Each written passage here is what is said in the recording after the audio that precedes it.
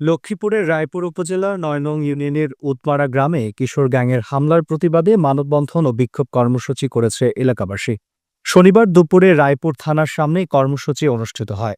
মানববন্ধনে বক্তারা দ্রুত হামলাকারীদের গ্রেফতার ও দৃষ্টান্তমূলক শাস্তির দাবি জানান।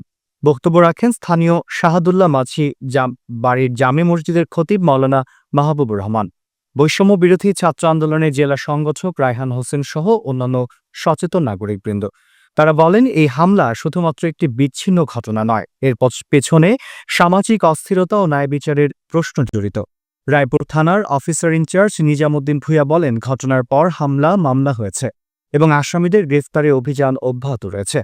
গত ৩ এপ্রিল রাতে উপজেলার উৎমারা গ্রামে বসতঘরে ঢুকে কিশোর গ্যাংয়ের একদল সদস্য হামলা চালায়।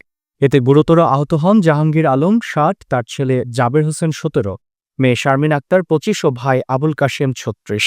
তিনজনের অবস্থা আশঙ্কাজনক হওয়ায় তাদের ঢাকা মেডিকেল কলেজ হাসপাতালে ভর্তি করা হয়। জাহাঙ্গীর আলম বর্তমানে আইসিইউতে চিকিৎসাধীন। ভুক্তভোগী রাজিয়া বেগম বাদী হয়ে রায়পুর থানার ৯ জনের নাম উল্লেখ করে ও অজ্ঞাতনামা ১০ থেকে ১৫ জনকে আসামি করে মামলা দায়ের করেন। তবে এখনও কেউ গ্রেফতার হয়নি।